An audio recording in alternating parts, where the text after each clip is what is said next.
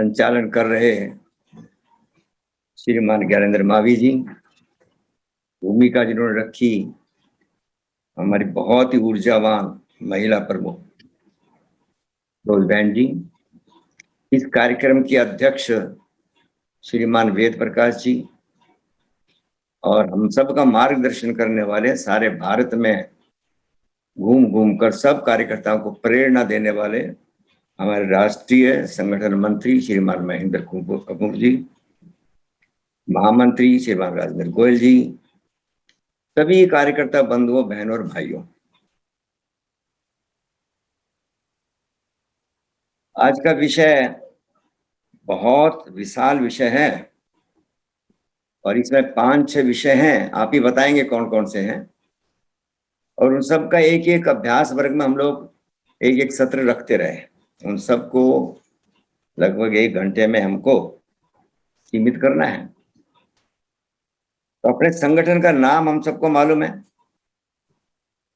थोड़ा सा हम लोग एक एक लाइन में, मैं अभी कुछ प्रश्न पूछता जाऊंगा और आप उसको केवल एक कार्यकर्ता और केवल एक शब्द में या एक लाइन में, कोई नमस्ते नहीं, कुछ नहीं करना, तुरंत बोलना है।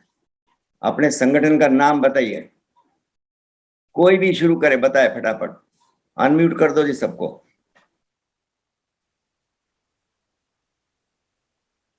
अपने संगठन का नाम। भाई साहब अनम्यूट ही हैं सब लोग, केवल हाँ अपने संगठन का नाम, केवल एक कार्यकर्ता।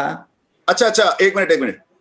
ओके, म्यूट करो आप। हाँ, मैं अनम्यूट हो गए भाई साहब जी। भाई साहब सब अनम्यूट है आप? हाँ ठीक है, हो गया बस।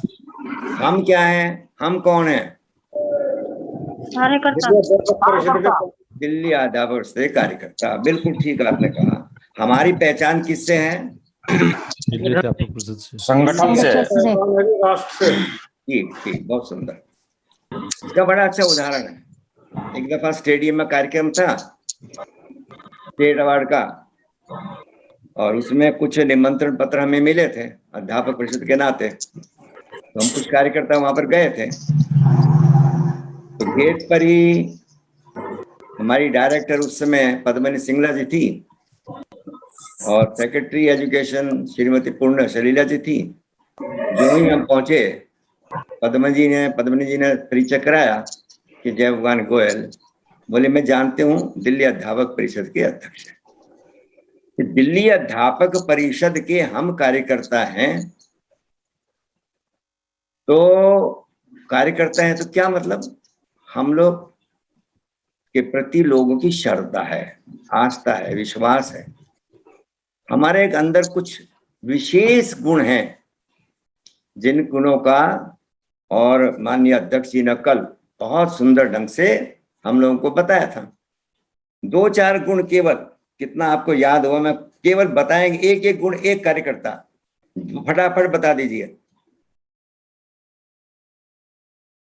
जल्दी बता दीजिए। चरित्रवान। आगे बोलिए। दूसरा कोई कार्यकर्ता। कथनी और करनी में फर्क न हो। बहुत सुंदर। अगला। राष्ट्रहित सर्वोपरि। जी। और कोई? एक वैचारिक संगठन जी। विश्वास। बस हो गया। ठीक है, रुकेंगे। कर्मठ। बहुत अच्छा, रुकेंगे। मेरा निवेदन है, एक तो ये है, जो कार्यकर्ता बोल चुके हैं ना, वो दूसरों को निष्ठावान होना चाहिए। निष्ठावान होना चाहिए। एक बार में एक कार्यकर्ता बोलेंगे, बहुत हो गया। अब ये सारे गुण हो गया भाई साहब, हो गया। बहुत लंबा विषय है, आहिस्ता बोलेंगे। हो गया, सबका नंबर आएगा। ये सारे गुण क्या है, हर एक कार्यकर्ता में हो सकते हैं क्या? संभव है क्या? सारे गुण एक कार्यकर्ता में हो सकते हैं क्या? हमें प्रयास करना है, लेकिन सारे गुण एक में हो सकते हैं क्या? नहीं हो सकते। तो क्या करना उसके लिए? क्या करेंगे फिर? करना है उसकी तरफ। हाँ, तो हम क्या करेंगे? उसको ट्रेन करेंगे। तो उसके लिए हमें एक संगठन बनाना पड़ेगा। संगठन बना ऐसे गुणवान कार्यकर्ताओं का क्या हो, सबको साथ लेकर के चलने वाला ऐसा एक संगठन हो। वो एक संगठन हमें बनाना पड़ेगा ताकि हमारे विचारों का सारों को प्रतिपादन हो, सबको हमारे विचारों की स्वीकार्यता हो। संगठन में निर्माण किया इसी वास्ते। तो दिल्ली अध्यापक परिषद ने अपना संगठन ऐसे कार्यकर्ताओं के द्वारा जिनके अनेक गुण हैं लेकर के चले। देखिए, भगवान राम को भी संगठन बनाना पड़ा। सारे गुण भगवान राम में भी नहीं थे, आप समझिए। भगवान थे लेकिन हर एक गुण नहीं थे। मेघनाथ को लक्ष्मण ही मार सकता था, भाई रावण को हनुमान जी ही मार सकते थे, लंका दहन हनुमान जी कर सकते ही, और समुद्र पार भी हनुमान जी कर सकते थे, सेतु नल और नील ही बना सकते थे। भगवान राम ने भी एक पत्थर छोड़ा कि मैं भी छोड़ कर देता हूं, डूब गया, क्योंकि कला उनके पास नहीं थी। या दूसरे शब्दों में हम कहें तो हनुमान जी ने बहुत अच्छा जवाब दिया कि भगवान जिसको आप छोड़ दोगे वो तो डूबेगा ही। तो यही संगठन है। संगठन भी उसी का, भगवान का स्वरूप है। संगठन को जिसने छोड़ दिया या संगठन ने जिसको छोड़ दिया वो तो डूबेगा ही, निश्चित रूप से डूबेगा। तो संगठन में अपनी उपयोगिता सब लोग बनाए रखें, और उसके कारण से हम लोग अपने संगठन को आगे बढ़ाते हुए, अपने विचार को आगे लेते हुए, रवि बहन जी ने बताया, सब कार्यकर्ताओं ने बताया, बार बार बतलाया, राष्ट्र हित में हम काम करने वाले ऐसे कार्यकर्ता हैं।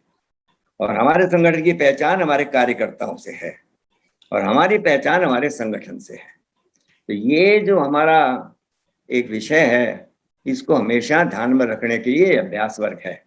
हम अभ्यास वर्ग में इसका अभ्यास करते हैं कि संगठन ही सर्वप्रिय है और मैं इसका घटक हूं, इसको इसका गौरव है, मैं इसके अनुरूप काम करूंगा, रीति नीति के अनुसार काम करूंगा, ये बहुत आवश्यक है। तो संगठन हमारा है, हम चला रहे हैं, हमारे कार्यकर्ता हैं, बहुत सारी बातें लेकर हम के चले हैं। संगठन का हमने बनाया, हमने मोटो रखा राष्ट्रहित, छात्र, अध्यापक हित। राष्ट्र हित में करेंगे काम, चाहे जितने हुए विधान, ये हमारा ध्येय वाक्य है। बहुत विधान आए हैं, बहुत कठिनाइयां आई है, लोगों को 5-5, 6-6 महीने सैलरी नहीं मिली, फिर भी हमने पढ़ाना नहीं छोड़ा, हम अपने काम में लगे रहे, उसके लिए संघर्ष किया। तो ऐसे संगठन को अब क्या करना चाहिए? ऐसा संगठन को क्या करना चाहिए? अपना विस्तार करना चाहिए, बहुत आवश्यक है। हम अपने संगठन का विस्तार करेंगे, और कौन करेगा? हम सब कार्यकर्ता मिलकर करेंगे। और विस्तार क्यों करेंगे भाई? अभी विषय आया इसमें, क्यों करेंगे विस्तार, उसकी आवश्यकता क्या है? क्योंकि तो करेंगे, बढ़ रही है सर, है जी, क्योंकि समस्याओं का विस्तार हो रहा है तो संगठन का विस्तार होना जरूरी है। समस्याओं के लिए। अच्छा, ठीक है, एक बात आई, बहुत अच्छा। और अपने विचारधारा को फैलाने के लिए और बनाने के लिए, राष्ट्र के लिए, छात्र के लिए हमें संगठन का विस्तार करना पड़ेगा। हाँ, राष्ट्र के लिए हमें संगठन का विस्तार करना आवश्यक है।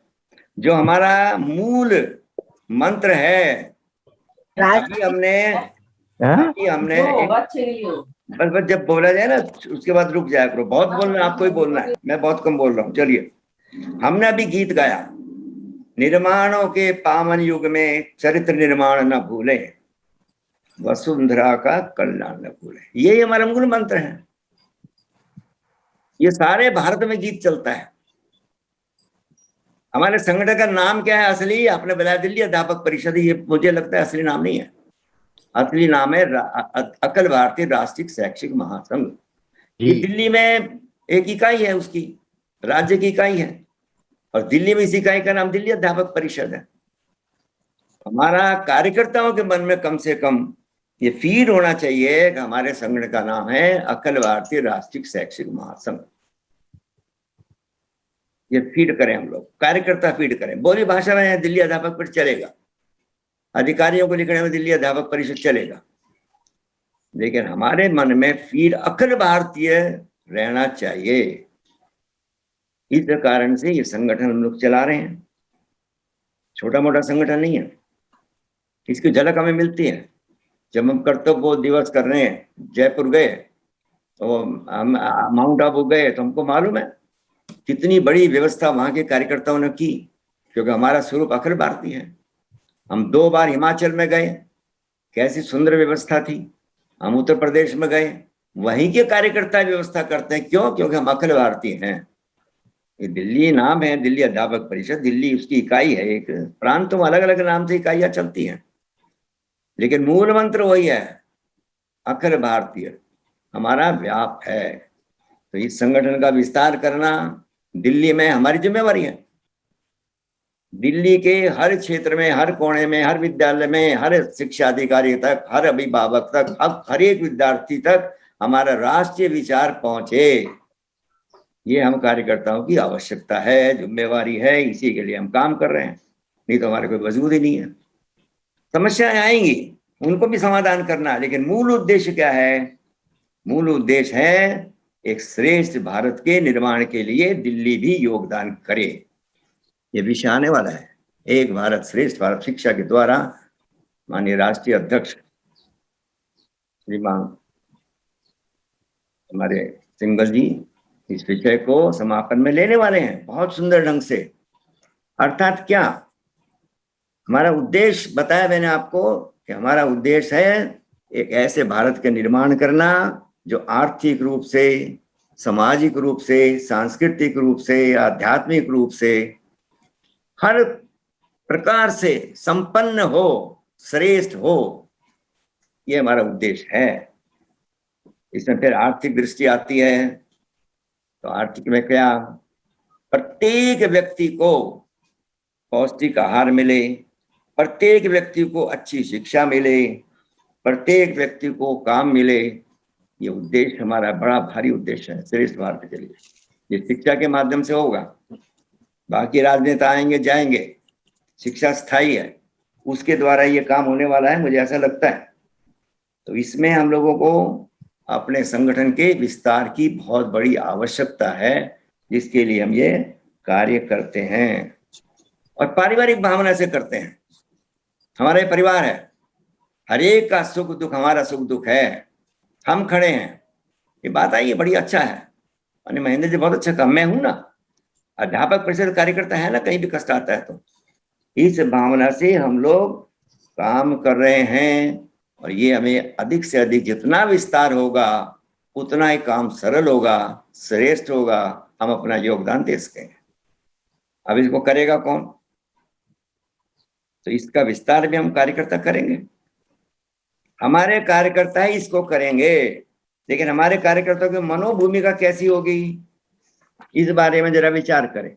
कैसी मनोभूमिका? कल बताया था कुछ, तो मनोभूमिका में कैसा होगा क्या नहीं होगा, लेकिन कार्यकर्ताओं को योजना बनानी है तो हमारे मनोभूमिका कैसे होनी चाहिए, एक एक बिंदु छोटा छोटा बिल्कुल आप लोग रख सकते हैं।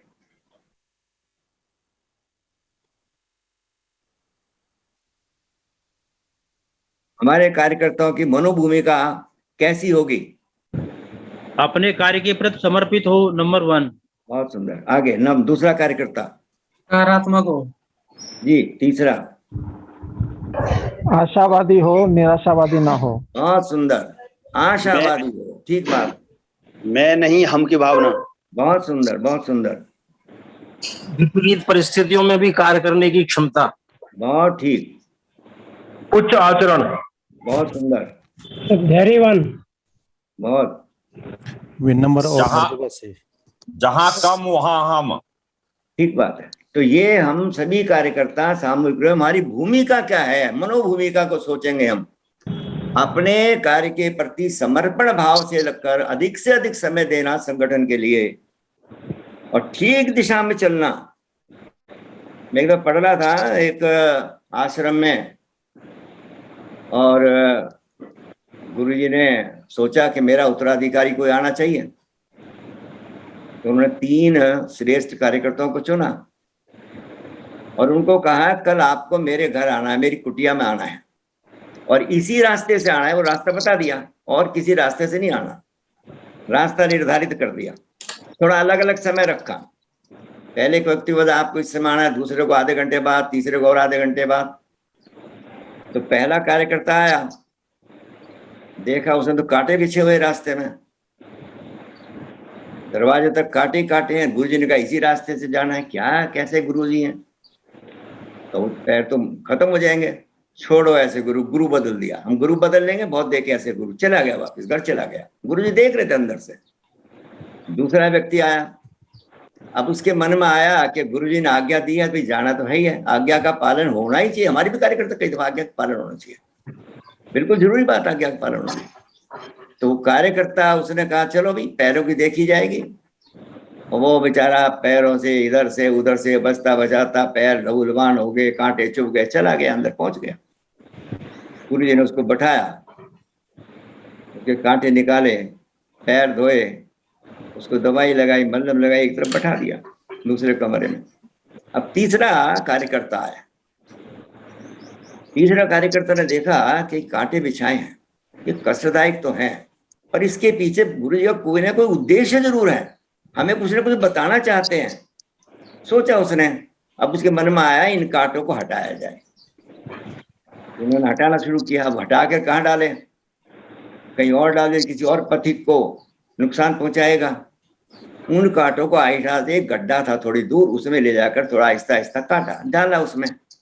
अब छोटे कांटे रह जाते हैं। फिर उसने पेड़ से कुछ टहनियां तोड़ी, एक झाड़ू बनाई और सारे को बुहारा, इकट्ठा किया, ताकि कोई कांटा यहाँ ना बचे कि कोई और व्यक्ति आए तो उसको कांटा चुभे, उसको कष्ट हो। और वो सारे फिर गड्ढे में डाले और फिर वो हाथ धो करके गुरुजी के पास पहुंचे। गुरुजी ने उसको गले लगा लिया, अपना उत्तराधिकारी घोषित कर दिया। तो भूमिका क्या है, हम आज्ञा पालन करेंगे, भागेंगे नहीं, लेकिन उसका भाव समझते हुए रास्ता निकालेंगे।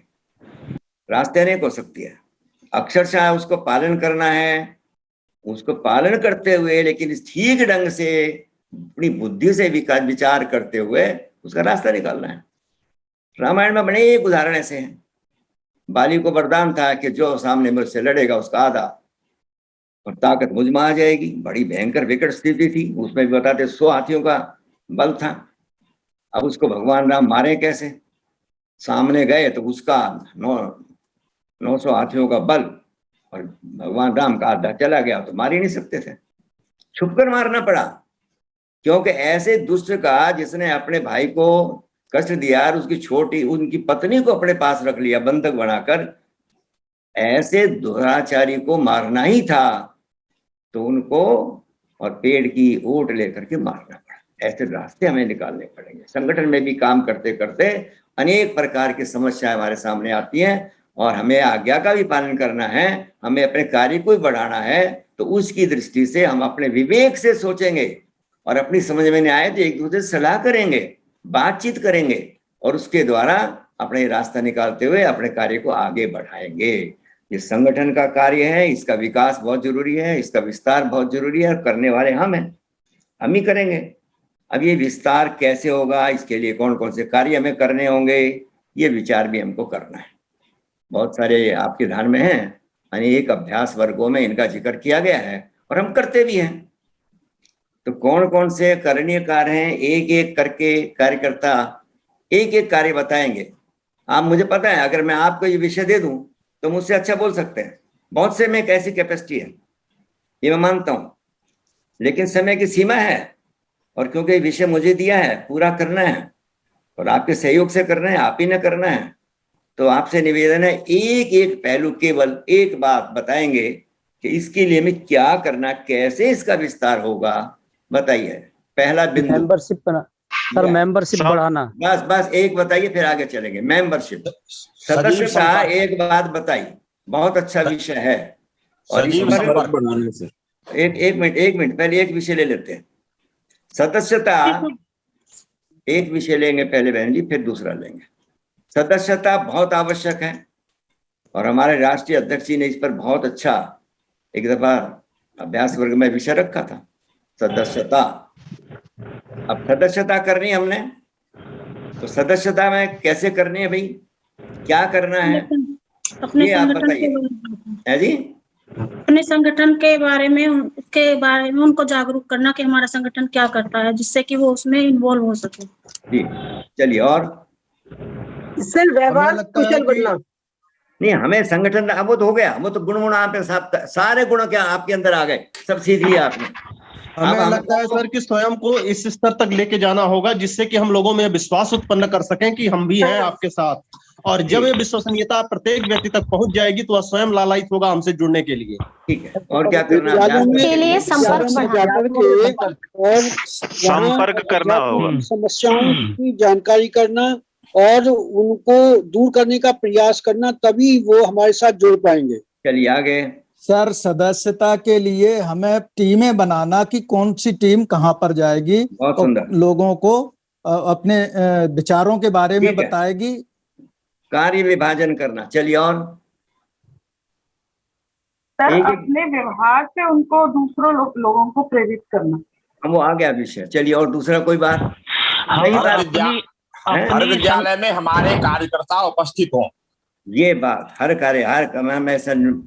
कार्यकर्ता में बनाए। ठीक है, और समस्याओं का समाधान देखिए इसमें और क्या हमारे के कार्यक्रमों को आगे बढ़ाना, लोगों तक पहुंचाना।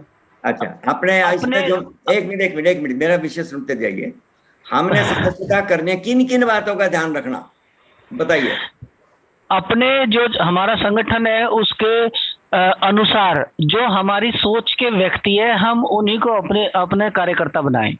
चलिए, ये मैं कार्यकर्ता की बात नहीं कर रहा हूँ, सदस्यता की बात कर रहा हूँ। चलिए, दोनों में अंतर है। क्या किन किन बातों का ध्यान रखना जब हम सदस्यता के लिए निकलेंगे, करेंगे, तो किन किन बातों का ध्यान रखना?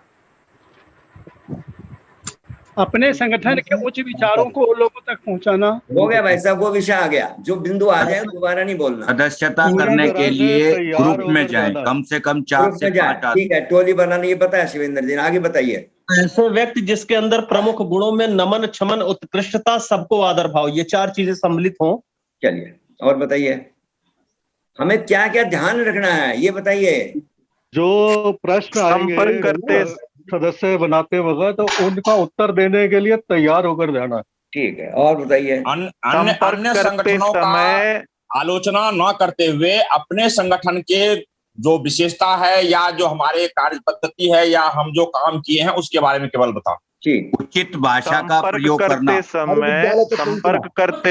संपर्क में जाते समय अपने को ये बात ध्यान में रखनी चाहिए कि कोई अध्यापक यदि प्रश्न पूछता है या कुछ विवादित बात करता है तो उस विवाद में नहीं उलझना, उसको धीरे से। ठीक है, ठीक हो गया भाई साहब, हो गया। बिंदु बताना केवल। अपनी विचारधारा से अवगत कराना। हो गया भाई साहब, ये बिंदु आ गया। ये बिंदु आ जाए, कितना ना बोले। उन्हें विश्वास का अध्यापक परिषद के पत्रक साथ लेकर जाना। चलिए, हो गया नंबर। अब ब्रेक लगाएंगे, अगला विषय भी आएगा, ब्रेक लगाएंगे। तो आप लोगों ने बहुत सारी बातें बताई, बहुत अच्छी है। अब हम लोगों को सदस्यता करने से पहले बहुत बड़ी तैयारी करनी होती है। तैयारी के बगैर जाएंगे तो वो बात बनेगी नहीं। क्या तैयारी करनी? हमने जो अपने कार्य करने हैं उसका एक वाउचर बनवाना, जो आगे हम लोग अपनी विचार को रखने वाले हैं वो हमने उसमें रखना, जो हमारे आगे करणीय कार्य हैं वो हमें उसमें रखना, जो हमने अच्छे प्रोग्राम किया, कार्यक्रम किए, उनकी थोड़ी सी झलक उसमें वो हमारे पत्रक में हो, वो देख सके। अखिल भारतीय स्तर तक की उसमें भूमिका हो, वो जो कार्यक्रम अखिल भारतीय स्तर पर हुए उनकी भूमिका उसमें दिखाई देनी चाहिए छवि। ऐसा एक पत्रक तैयार करना एक बात। दूसरी बात क्या करना पड़ेगा तैयारी के लिए? तैयारी के लिए पूछा है, एक कार्यकर्ता बताए। समय का उचित समायोजन करना पड़ेगा। अरे भाई साहब, वो तो बाद में करेंगे ना, पहले तैयारी करो। तैयारी में और क्या चाहिए? विस्तृत योजना बनाना, उसकी योजना बनाना। चलिए, दूसरी बात है रसीद बुकें छपवाना। अब कार्यकर्ताओं का लक्ष्य तय करना पड़ेगा, उसके अनुरूप हम पुस्तिका छपवाएंगे। हमारा लक्ष्य हुआ मान लो 25,000 का, हमने पुस्तिका छपा दी 50,000 की, तो बेकार गई, संगठन का पैसा वेस्ट गया। हमने योजना करी 20,000 की, सदस्यता हमारी होगी 30,000, फिर दोबारा छपवानी पड़ेगी। एक लक्ष्य निर्धारित करके तय करें हम लोग सबके साथ बैठकर, वो लक्ष्य निर्धारित नीचे से होकर आएगा, ऊपर से नहीं। मैं जो करता रहा हूं तो मैं अपना लक्ष्य तय करता था पहले अपने माइंड में, कार्यकर्ताओं को नहीं पता। उस लक्ष्य तक पहुंचने का अभ्यास कार्यकर्ताओं के साथ बैठ करके तय करवाता था, और उतना लक्ष्य होता था हमारा। हमारी ये पद्धति है। तो उसी के अनुसार जिला से हम बैठेंगे, जोन वाइज बैठेंगे, कार्यकर्ता अपना लक्ष्य तय करेंगे। हमने इस बार इतनी मेंबरशिप की है और किस स्कूल में पहले नहीं की थी उसमें जरूर जाएंगे, ऐसा विचार करके एक लक्ष्य निर्धारित करके, और आहिस्ता आहिस्ता जिले की कंपाइल करेंगे, निकाय का कंपाइल करेंगे, फिर आप प्रांत को बताएंगे। इतनी सदस्यता हम लोग करने वाले हैं। तो वो सदस्य संख्या हम लोग तैयार करके उसके अनुरूप पुस्तकें बनवाना, रसीद बुक बनवाना, और फिर रसीद बुकों का ठीक से वितरण करना, ठीक ढंग से एक एक का अकाउंट रखना, और एक एक पैसे को तुरंत कोषाध्यक्ष द्वारा सीधा बैंक में जाना। बिल्कुल पारदर्शिता इसमें चाहिए, कोई भी कॉपी फील्ड में नहीं रहेगी। इस पर हम जब बैठेंगे उस समय करेंगे, उस पर फिर विचार करेंगे। जब हम लोग बैठना शुरू करेंगे, जब सदस्यता का अभियान चलेगा, तब हम बैठकर इसको अलग से फिर विषय को लेंगे, दोबारा से करेंगे इसको। तो ये बहुत महत्वपूर्ण विषय है, और सारी बातें आई हैं। अपनी बात वहाँ शालीनता से रखना, उनकी सुनना भी बात। कई दफा हम अपनी अपनी बात करते रहते हैं, उनकी सुनो। ये आप उनकी बात सुन लोगे तो वो आपकी हो गए। आज समस्या क्या है, हम जाते हैं हर एक अपनी बात करते हैं, किसी की सुनते हैं ही नहीं, किसी को बोलने ही नहीं देते।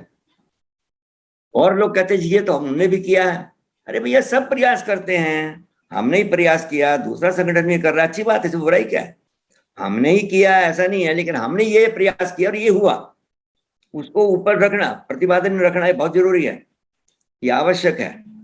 लेकिन उसमें ये निश्चित रूप करें हम लोग कि अभी हमने जो काम करने का प्रयास किया है वो हम कर रहे हैं और हम करने वाले हैं। तो सदस्यता अभियान हर एक स्कूल में जाएंगे और टीम बना के जाएंगे। हमारे जहाँ जहाँ कार्यकर्ता वो एक ही दिन में करेंगे, और लक्ष्य निर्धारित का इतने दिन में करनी है, उसके बाद बाइंड अप।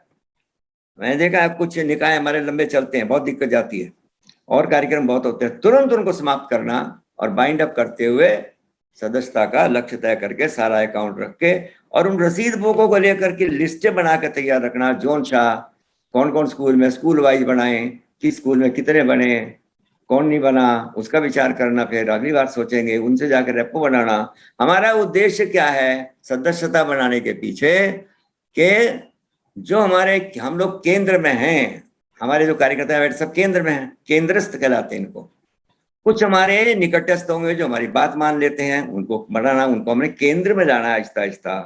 और फिर आगे क्या करना है, जो हमारे तटस्थ होंगे उनको हमें निकट लाना है, निकटस्थ लाना है। और कुछ हमारे दूरस्थ होंगे, हमारा विरोधी कोई नहीं है, उनको फिर आहिस्ता आहिस्ता तटस्थ बनाना, ये प्रक्रिया है। एक दूसरी बात इसमें आती है, जब हम जाते हैं तो हमें वहां पर नए कार्यकर्ताओं की खोज करना ये बहुत आवश्यक है। हम गए, मेंबर बना लाए, खत्म हो गई रसीद, वाह, यानी हम क्या निकाल के लाए, कितने कार्यकर्ताओं के दिमाग में आया, फीड किया, उनको कुछ नहीं बताना। उनके दिमाग में जो हमें लगे ये कार्यकर्ता हमारा बन सकता, चिन्हित करना। आपके जो आज अध्यक्ष हैं, मैंने इनको 2006 में चिन्हित किया था, जब हमारे सदस्य नहीं थे। चिन्हित करना और यहाँ पर लाना, ये हमारी भूमिका चाहिए, लंबा समय चाहिए इसके लिए। तो उनको चिन्हित करना, अपने पास नोट करना, उनसे बाद में रेपो बनाना, उनसे विचार में करना, कभी मिलना उनसे, अपने घर जाना, उनको बुलाना।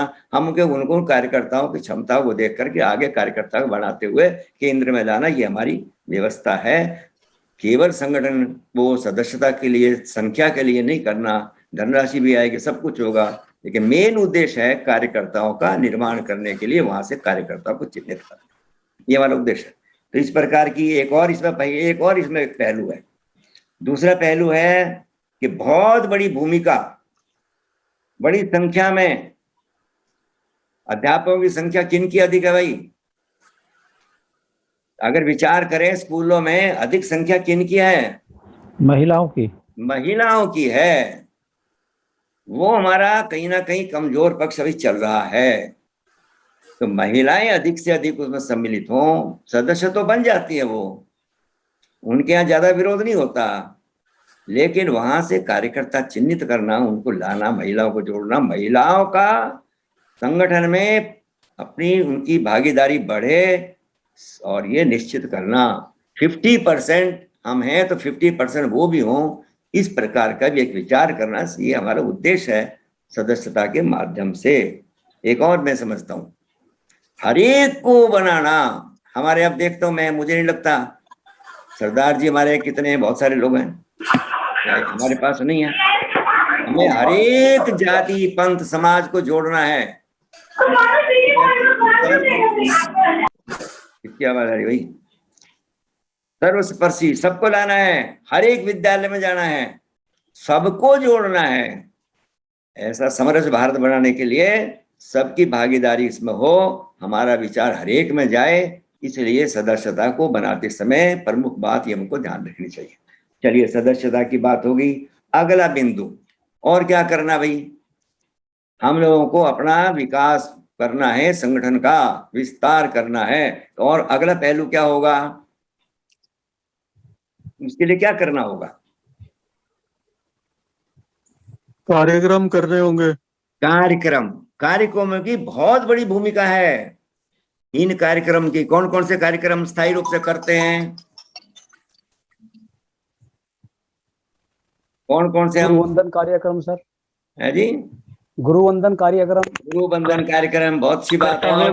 कर्तव्य बोध दिवस और नव वर्ष प्रतिपदा मनाना। नव वर्ष प्रतिपदा, ये शिवेंद्र जी बोल रहे हैं जी, दोबारा बोले हैं। मैंने कहा था भाई एक कार्यकर्ता एक बार बोले अच्छा लगेगा, सबको मौका मिलेगा। और बताइए,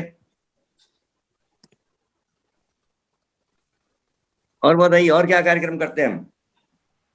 अरे भैया, इस कोरोना काल में हमने बहुत सारे कार्यक्रम किए हैं। वृक्षारोपण कार्यक्रम, पर्यावरण की भी चिंता हम करेंगे, वो भी हम कार्यक्रम करेंगे। रक्तदान है जी, रक्तदान का कार्यक्रम कोरोना से उभरने के लिए जी। और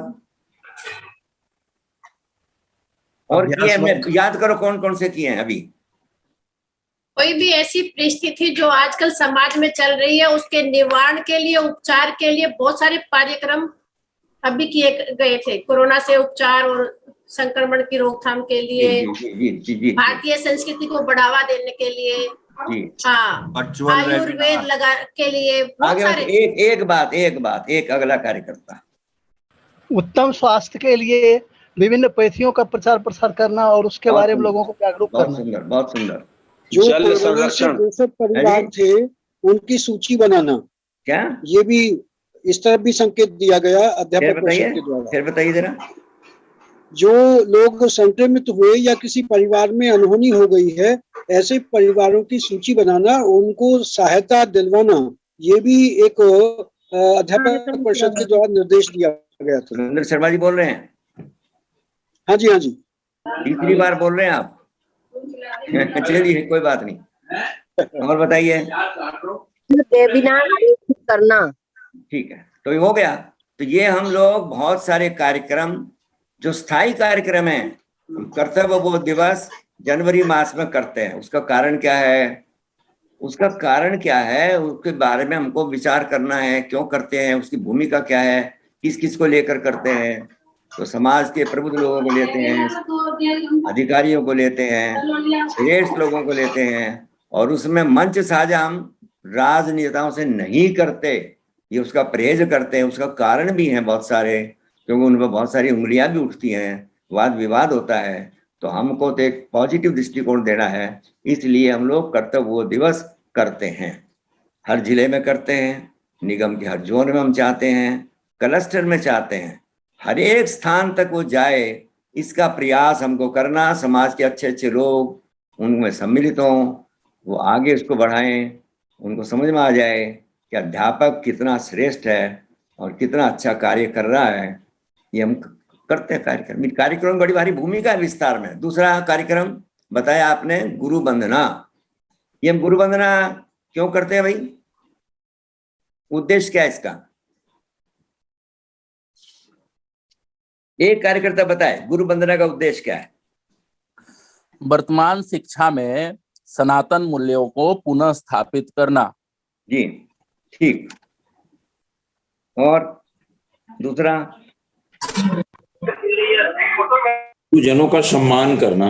गुरुजनों का सम्मान करना। चलिए तीसरी बात, गुरु का मतलब होता है कि जो हमारे अंदर समाज में अंधकार व्याप्त है उसको दूर करना।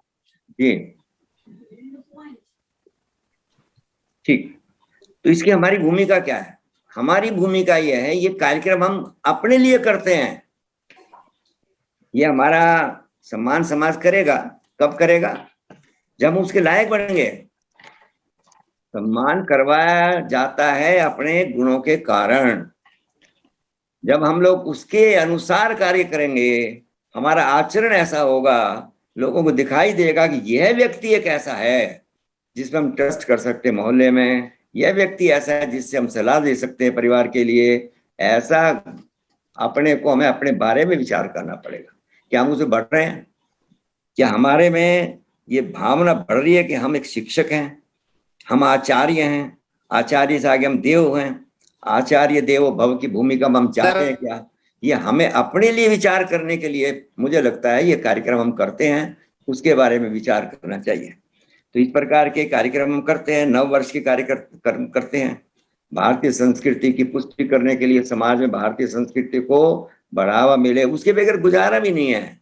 क्योंकि हमारी संस्कृति ही वासुदेव कुटुंब की बात करती है, हमारी संस्कृति ही विश्व कल्याण की बात करती है। और इस कारण से हमको ही इसके लिए पहल करनी होगी, लोगों को बताना होगा कि हम केवल अपने परिवार के लिए नहीं जीते, समाज के लिए जीते हैं, विश्व कल्याण की बात करते हैं। और अपने बताया कार्यक्रम के एक बंधु ने वृक्षारोपण, पर्यावरण की भी हम चिंता करते हैं।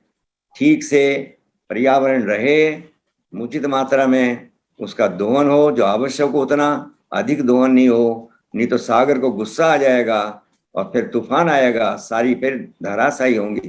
तो अपने को संयमित करते हुए, जितने संसाधन है उनको उपयोग ठीक से करते हुए, ये सारे संसाधन हमारे लिए नहीं है। मैं कहते भाई उदाहरण देता हूँ, मैंने पढ़ा था आनंद भवन में इलाहाबाद में, मैं रहा हूँ भी 2 साल वहां, इस वास्ते मुझे याद भी ज्यादा रहता है। नेहरू जी रहते थे, अपने पहले प्रधानमंत्री, और अपने राष्ट्रपिता महात्मा गांधी जी उनके यहाँ ठहरे थे एक दफा। और समय पता है उस समय हमारे पास ये वाश बेसन वगैरह नहीं होते थे, जो कुल्ला वुल्ला करते, लोटा लेकर के पानी का भर के करते थे। और वो लोटे लेकर पानी से कुल्ला कर रहे थे और कुछ बात कर रहे थे नेहरू जी से, और करते करते पानी समाप्त हो गया, लेकिन अभी उनका कुल्ला समाप्त नहीं हुआ। उन्होंने देखो नेहरू, बात करते करते पानी सारा समाप्त हो गया, अभी कुल्ला बाकी रह गया। बोले बापू दिक्कत क्या है, यहाँ तो गंगा जमुना बहती है, कितना ही पानी ले लो। तो उनका जवाब था कि ये जो गंगा जमुना है, जो पानी है, जो मेरे लिए ही नहीं है, सबके लिए है, समाज के लिए है। एक दफा गांधी से पूछा बच्चों ने, बापू आप पहले पगड़ी पहनते थे, अब टोपी भी नहीं ओढ़ते, क्या बात है? और राजस्थान का एक व्यक्ति था, राजस्थान बहुत बड़ी पगड़ी पहनती है, बड़ी भारी पगड़ी बांधते हैं। उन्होंने कहा भैया तेरी पगड़ी से कुछ थोड़ा बहुत कपड़ा बचेगा तभी तो मैं अपनी टोपी बनवाऊंगा। क्या मतलब, इसके पीछे भाव क्या है? कि जितना आवश्यक हो उतना उपयोग करें, ये समाज में प्रतिपादित हमको करना है और उसको आचरण स्वयं से करेंगे, ये भावना हमारी है। तो इस प्रकार के अनेक कार्यक्रम, गोष्ठियां, चरित्र निर्माण के लिए गोष्ठियां हम करते हैं, जीवन मूल्यों के लिए हम गोष्ठियां करते हैं, छोटी छोटी गोष्ठियां। योग दिवस पर हमने बड़ा भारी कार्यक्रम किया, महापुरुषों के जन्मदिन के बारे में बहुत सारे कार्यक्रम किए, और उस प्रकार के कार्यक्रम क्विज किए, प्रोग्राम किए, ताकि महापुरुषों के संस्कार हमारे अंदर आए। ये बहुत आवश्यक है। तो इस प्रकार के कार्यक्रम, तो अनेक प्रकार के कार्यक्रम और भी हो सकते हैं, आप समझा सकते हैं, सोच सकते हैं, विचार कर सकते हैं टीम के साथ बैठकर, और हम लोग इस पर क्रियान्वित करें, ये हमारा लक्ष्य। दूसरा, अगर इसके आगे क्या, इसके अगला पहलू क्या हो सकता है?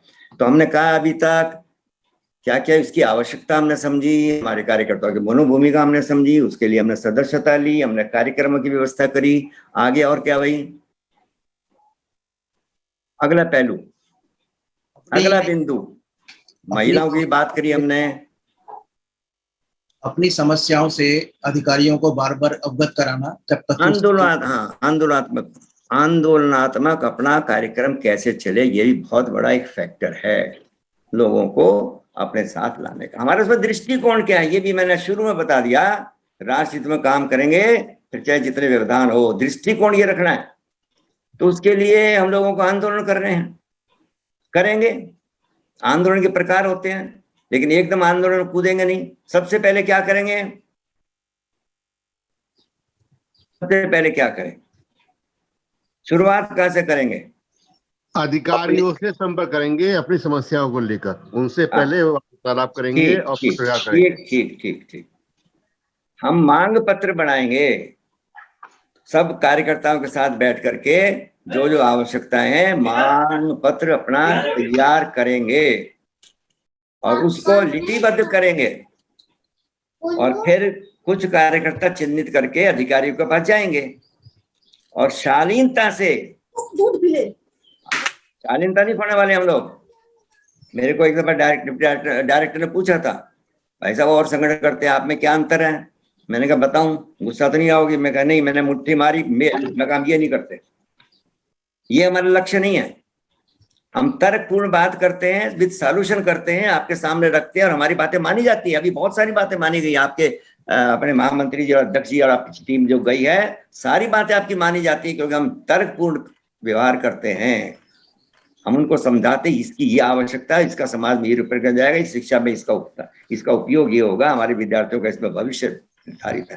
तो इस प्रकार के तर्कपूर्ण संवाद करना, उनको अपनी बातें मनाना, और ना माने तो, और बात हमारी ठीक हो तो, दो बातें होती हैं, या तो हम उनकी मानेंगे या हमारी मानेंगे। अगर ठीक है तो, नहीं ठीक है तो हमें क्या करना पड़ेगा?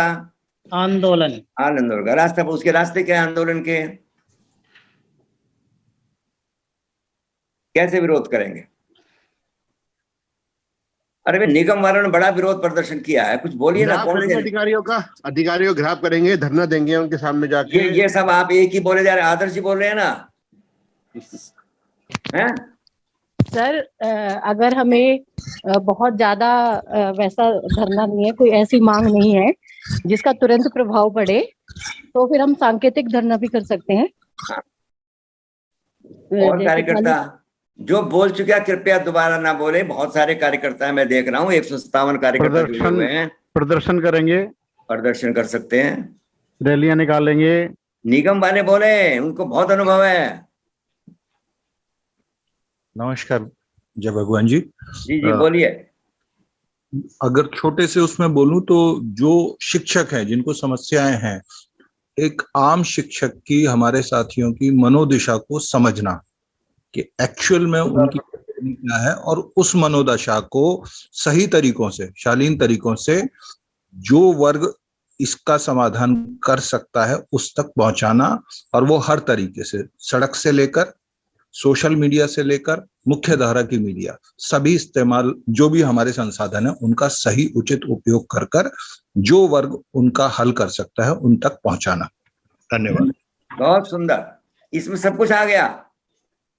काली पट्टी बांध सकते हैं, सांकेतिक धरना दे सकते हैं एक दिन का, फिर हम मार्च निकालेंगे। हमने निकाला सिविक सेंटर से लेकर सेक्रेटरिएट तक, मार्च निकाला बड़ा तगड़ा। चौराहे पर हमने प्रदर्शन किए। हम कहीं प्रदर्शन में पीछे नहीं छोड़ने वाले। हम लोग अपनी बात को रखने के लिए एलजी हाउस पर हमने बड़ा तगड़ा परिवर्तन की, वो बहुत बड़ा एक प्रदर्शन किया था। बड़े कार्यकर्ता संख्या में थे वहां पर। इस प्रकार का कार्य करना, और लेकिन उचित बात पर। मुझे एक ध्यान आता है, बहुत पहले की बात है, हमारे एक रघुनाथन जी चीफ सेक्रेटरी थे, उन्होंने एक आदेश निकाला कि टीचर्स रात को समय सब झुग्गी झोपड़ियों में और शिक्षा देने जो मजदूर वर्ग है उसको जाएंगे। ये निकाल दिया, क्योंकि मजदूर दिन में अवेलेबल नहीं है, वो काम पे जाते हैं मजदूर भाई बहन सारे, तो महिला भी काम पे जाती हैं, तो वो रात को उपलब्ध होते हैं। तो शाम को महिलाएं भी और पुरुष भी सब जो है चिन्हित करके वहां पर उनको शिक्षित करने जाएंगे। अच्छा काम था, हमसे मना नहीं करता, अध्यापक परिषद को मानती है। बाकी सबने इसका बिल्कुल विरोध किया, नहीं हम ये काम नहीं करेंगे।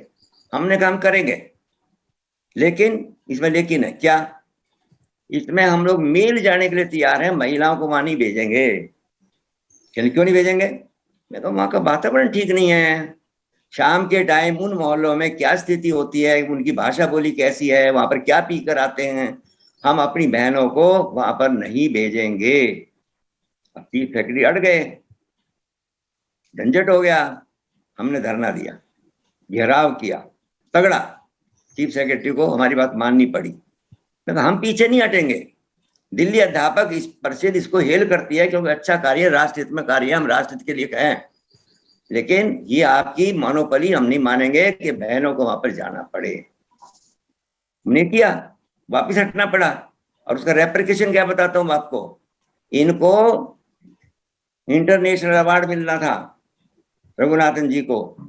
इनकी हिस्ट्री खराली गई तो पता लगा इनको अपना एक डिसीजन बैक फुट पर आकर वापस लेना पड़ा था, वो अवार्ड उनको नहीं मिला। ये दिल्ली अध्यापक परिषद ने किया। हम छोड़ते नहीं किसी को भी, चाहे कितना बड़ा अधिकारी हो। हमारी बात ठीक से समझे, शांति से समझे। हम ऐसा मौका क्यों देते हम धरना दें? हम नहीं चाहते धरना देना। उनको समझाया, बहुत समझाया, नहीं माने तो ठीक है भैया, कर रहे तो क्या हम भी करेंगे। हम संगठन है ना, हमें भी दम है, दिखाते हम अपना दम, तुम अपना दिखाओ। वापिस करना पड़ा।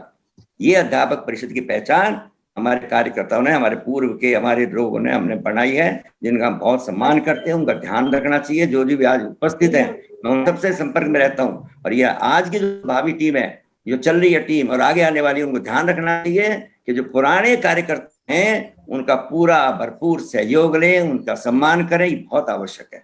उनको फ्यूज बल्ब की तरफ एक तरफ ना फेंक दें। ये मैं आपसे चेतावनी भी दे रहा हूँ, क्योंकि उनकी बड़ी भारी शक्ति है। उसका उपयोग करना चाहिए संगठन के लिए, एक एक व्यक्ति का छांट करके, और उनको काम में लगाया जा सकता है, उनका मार्गदर्शन। एक मिनट जरा रोकना चाहूंगा भाई साहब। राजेंद्र जी मेरी बात सुन रहे हैं क्या? जी भाई साहब हैं, विमल जी हैं। विमल जी हैं, ठीक है, ठीक है। समय बहुत हो गया है और अभी बहुत विषय है। प्रवास उसमें एक विषय आएगा, हम लोग फिर कभी लेंगे उस विषय को। बहुत बड़ा विषय है प्रवास कैसे करना, क्यों करना, उसकी आवश्यकता क्या है, ये अपने में विषय है। कभी ये श्रृंखला हम चलाएंगे और उसके लिए हम काम करेंगे।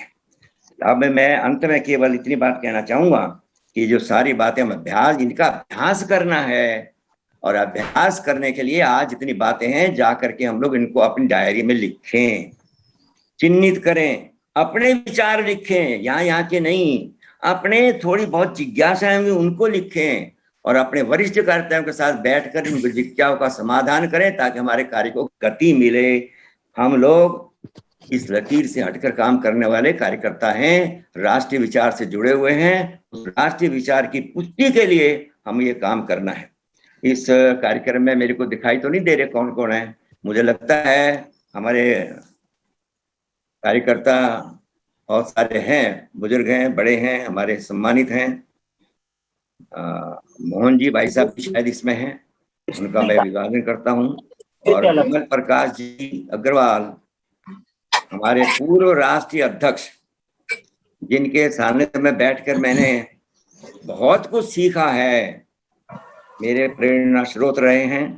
आज इस कार्यक्रम में दिल्ली अध्यापक परिषद के आग्रह पर आप उसमें उपस्थित हैं। मैं अपनी बात यहाँ पर समाप्त करूँगा। मैंने उनसे आग्रह किया है कि हमारा कुछ देर के लिए, हमारे पास लगभग 15 मिनट हैं, 16-17 मिनट हैं, हमारा मार्गदर्शन करेंगे और आगे के लिए हमें कार्य करने की प्रेरणा देंगे। माननीय बिमल प्रकाश जी अग्रवाल। दिल्ली अध्यापक परिषद के ज्येष्ठ एवं श्रेष्ठ कार्यकर्ता बंधु बहनों, बहुत लंबे समय बाद आप सब लोगों से कहीं संपर्क हो पा रहा है। प्रत्यक्ष तो नहीं, लेकिन इस महामारी के समय में जो इस तकनीक का सहारा लिया है, उस तकनीक के सहारे से आप सब लोगों से संपर्क हो पा रहा है। कल अपने दिल्ली अध्यापक परिषद के महामंत्री भाई राजेंद्र जी ने निर्देशित किया कि इस अभ्यास वर्ग के एक कार्यक्रम में मुझको भी रहना चाहिए। मैं सर्वप्रथम तो दिल्ली अध्यापक परिषद के सभी कार्यकर्ता बंधु बहनों को बधाई देता हूं कि ये प्रशिक्षण वर्ग या अभ्यास वर्ग इनकी बहुत पुरानी परंपरा है। पहले दिल्ली से दूर जाकर भी अपने कार्यक्रम किए हैं, कहीं आबू में भी किए हैं, कहीं शुकताल में भी किए हैं, और मैं भी लंबे समय से इन अभ्यास वर्गों से जुड़ा हुआ हूँ। आप लोगों से प्रत्यक्ष मिलने का अवसर भी मिला है। इन सब का लक्ष्य आप सब लोगों को विविध कार्यक्रमों के माध्यम से विभाजित करते हुए स्पष्ट करने का प्रयत्न किया है। आज मान्यवर जय भगवान जी ने कार्य विस्तार, मैं थोड़ा सा इसको ही आगे और बढ़ा रहा हूं। कार्य विस्तार क्यों? क्योंकि हम जब काम कर रहे हैं, अकेले रहेंगे तो समाज में कोई हमारी बात सुनेगा नहीं। इसलिए हम अकेले रहें तो संगठन तो नहीं बनता। संगठन में एक से अधिक लोग चाहिए, तो फिर अपने साथ समान विचार के लोगों को जोड़ते हुए चलना, और वह जब जोड़ेंगे तो फिर हमारे साथ काम करने वाले लोगों की संख्या भी बढ़ेगी, और जब संख्या बढ़ेगी तो बाकी लोग भी, हम सब अच्छे लोगों को एक साथ देखते हुए सोचेंगे कि इनके साथ हम भी मिल जाए तो अच्छा रहेगा। स्वाभाविक रूप से सब लोगों के मन में ये इच्छा रहती है कि अच्छे लोगों का साथ मिले, लेकिन पहले अच्छे लोग के दिखाई तो दें। इसलिए विस्तार करने के लिए अपने साथ अच्छे लोगों को जोड़ना। अब अच्छे लोगों को जब जोड़कर चलेंगे तो फिर बहुत सारे लोग स्वतः अपनी ही स्वप्रेरणा से ही हमारे साथ जुड़ने का प्रयत्न करेंगे। मैं कुछ बातें आपके ध्यान में ला रहा हूं कि कार्य विस्तार का जब विचार करते हैं तो एक विषय आया सदस्यता। मैं प्रश्नोत्तर नहीं करूंगा क्योंकि समय कम है, इसलिए मेरी बात कहते हुए विषय पूरा करूंगा। सदस्यता। अब सदस्यता में भी हमको विचार करने का विषय यह है कि सदस्यता एक विद्यालय में बहुत अधिक 100% हो जाए, लेकिन उसके आसपास के विद्यालय बचे रहें, तो वो हमारा संगठन का ठीक से विस्तार नहीं हो रहा। इसलिए हमको सदस्यता में सदस्यता शुल्क तो मिलेगा ही, सदस्यों की संख्या तो बढ़ेगी ही, लेकिन सदस्यता करते समय यह भी विचार करना चाहिए कि हम अधिकाधिक विद्यालयों तक पहुंचे। जितने अधिक विद्यालयों तक पहुंचेंगे उतना ही हमारा व्याप और विस्तार होगा, और जितना अधिक व्याप होगा तो उसके सहारे बाकी लोग भी दूसरे स्थान से हमारे साथ जुड़ सकते हैं। तो इसलिए विद्यालयों की संख्या बढ़ाना, और विद्यालयों की संख्या में भी अपनी विस्तार को मापने के लिए एक मापदंड रहना चाहिए कि हर विद्यालय में हमारा कितना प्रतिशत शिक्षक सदस्य बन सका, क्योंकि वही हमारे कार्यकर्ता के रूप में वहां बनकर खड़ा होता है। इसलिए कार्य विस्तार में सदस्यता एक मापदंड है, लेकिन उसके साथ शिक्षकों की संख्या दूसरा मापदंड है, और तीसरा मापदंड है कि प्रत्येक विद्यालय में हमारे कितने प्रतिशत शिक्षक सदस्य बने। हम तो भगवान से प्रार्थना करते हैं और एक कल्पना भी करके चलते हैं कि 100% विद्यालयों में 100% शिक्षक हमारे सदस्य बने। बहुत बड़ा लक्ष्य है, सभी विद्यालयों के सभी शिक्षक हमारे सदस्य बने। एक आदर्श कल्पना जब तक मन में नहीं रखेंगे तो विस्तार के लिए प्रेरणा नहीं मिलती। फिर ये तो एक विस्तार हो गया, लेकिन ये विस्तार टिकेगा कैसे? इसलिए कार्य विस्तार करने के बाद हम सब अपने लोगों को टिका सकें, इसलिए उनका उचित मार्गदर्शन, उचित प्रशिक्षण, उचित संरक्षण, यह सब रहना चाहिए। तो यह करने के आधार पर हमारा विस्तार स्थायी रह सकता है। फिर हमने विस्तार तो कर लिया, लेकिन संकट के समय किसी शिक्षक के काम नहीं आते। यदि किसी के काम नहीं आएंगे तो फिर बाद में धीरे धीरे एक एक क्रम से लोग छिटकते जाएंगे, दूर होते हुए चले जाएंगे। इसलिए सबके सुख दुख में सहभागी होना, यह जब हम एक दूसरे के बारे में सोचेंगे, सबके साथ सहभागी होंगे, तो फिर सुख में भले ही एक बार सहयोग मत करिए, किसी के सहभागी मत होइए, शादी में भले ही मत जाइए, लेकिन यदि वो कहीं बीमार है और घर में कोई और संकट आया है, उस समय आपने उससे बातचीत की, उसको कोई सहयोग किया, तो वो जीवन भर नहीं भूल सकता।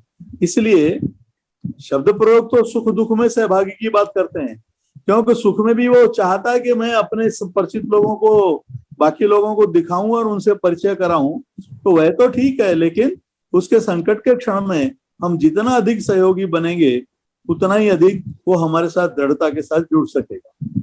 अब ऐसे सारे लोग जोड़ भी लिए, लेकिन शिक्षक समस्याओं पर यदि कभी कोई संकट आया तो कौन बोलेगा?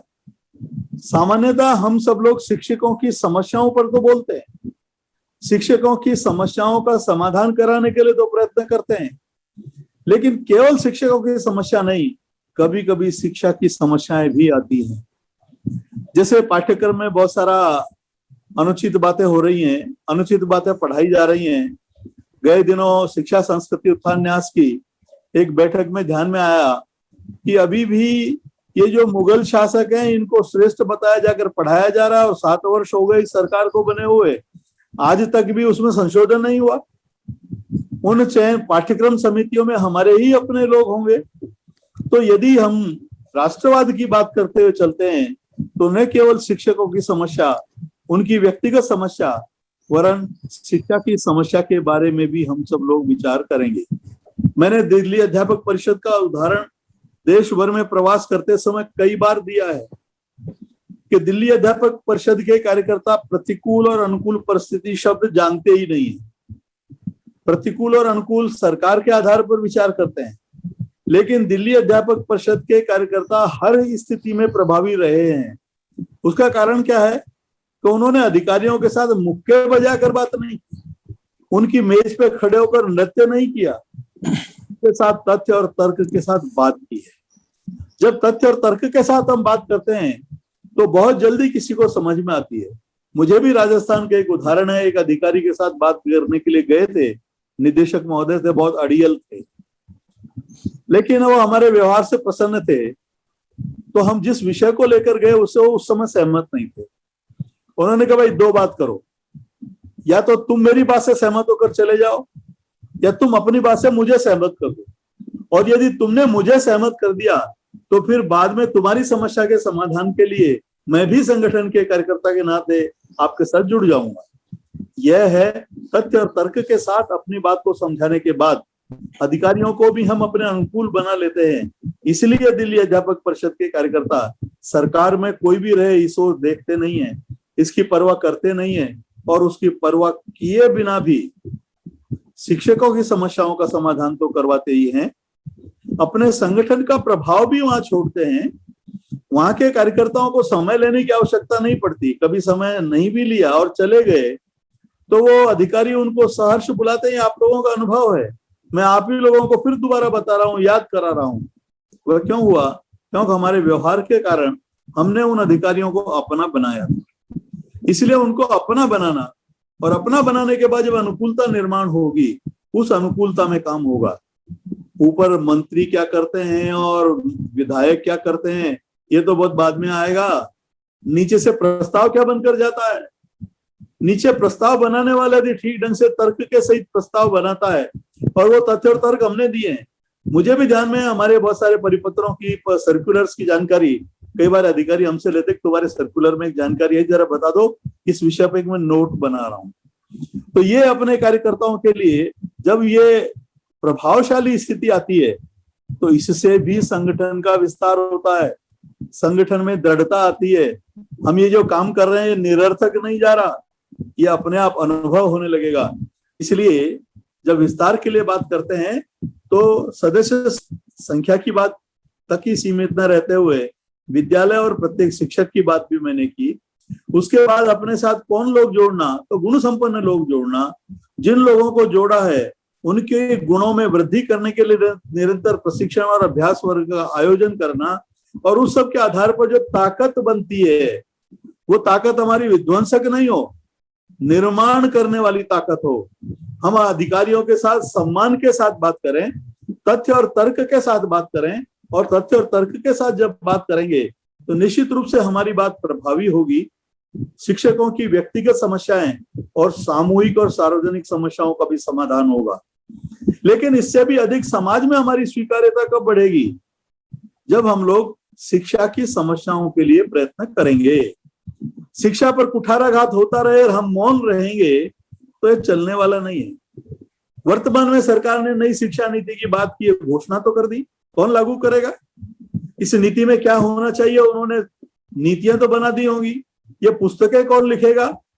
मुझे ध्यान में है कि जब पुस्तक लिखाने का अवसर आता है हमारे लोगों की तैयारी नहीं रहती है। इसलिए इस नई शिक्षा नीति को लागू कराने के लिए यदि बात करनी है तो फिर हमको अपने अध्यापकों को जो लिखने पढ़ने की रुचि, प्रकृति और प्रवृत्ति रखते हैं उनको तैयार करना और उनको हर एक विषय के लिए टॉपिक बांटकर तैयार करना कि जब जैसे ही इसको लागू होगा और पाठ्य पुस्तकों की आवश्यकता होगी हम लिखकर देने के लिए तैयार होंगे।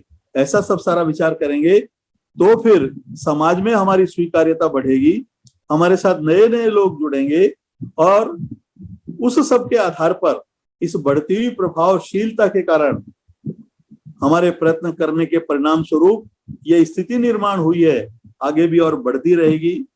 हम सब लोग अपने संगठन को आगे लेकर जाएं और जो एक आदर्श लक्ष्य मन में रखा है कि 100% सदस्यता हो, जिसमें प्रत्येक विद्यालय और प्रत्येक शिक्षक हमारा सदस्य बने, ये विस्तार का मापदंड, अपनी प्रभावशीलता, उस सब की ओर आपका ध्यान आकर्षित करते हुए मैं आपके चरणों में निवेदन करता हूं और आग्रह करता हूं कि अपनी प्रभावशीलता बढ़ाइए, अपने संगठन की शक्ति बढ़ाइए, अपने संगठन को सब तक पहुंचाने का प्रयत्न करिए। इसमें हम सफल हो गए तो हमारा काम करना सार्थक होगा, हमारा जीवन धन्य होगा। हम अपने जीवन में अपने जैसे 150 लोग ना सही, यदि 10 लोग भी ऐसे खड़े कर सके जो मेरी इच्छा के अनुरूप हैं तो ये हमारा बहुत बड़ा योगदान संगठन को होगा। इस दिशा में भी आप प्रयत्न करेंगे, एक ऐसा निवेदन करते हुए आपने मुझे बातचीत करने का अवसर दिया। विशेषकर राजेंद्र जी गोयल और आदरणीय जय भगवान जी के प्रति कृतज्ञता ज्ञापित करता हूँ। जय भगवान जी ने सुबह कहा कि आपको बोलना, मैंने कहा राजेंद्र जी से बात हुई है कि मैं रहूंगा। बोले नहीं ऐसा कैसे, आप रहेंगे तो फिर बोलेंगे कैसे नहीं? तो मैंने कहा नहीं आप विषय रखिए। बोले मैं तो चाहता था कि आप ही सारा विषय ले ले। मैंने कहा ये उचित नहीं है, अच्छा नहीं है। तो उन्होंने कहा मेरे आखिर के 15 मिनट में आपको अपने आप ही दे दूंगा, मैं घोषणा करूंगा। तो ऐसा उनका विशेष आग्रह रहा। इस सबके लिए इन दोनों के प्रति और आप सबके प्रति कृतज्ञता ज्ञापित करते हुए अपनी बात समाप्त करता हूं और भगवान से प्रार्थना करता हूं कि ये महामारी का संकट समाप्त हो, आप और हम प्रत्यक्ष मिल सकें, आप सब लोगों के प्रत्यक्ष दर्शन करने का सुअवसर मिले, एक ऐसी कामना लेते बहुत बहुत आभार, बहुत बहुत धन्यवाद।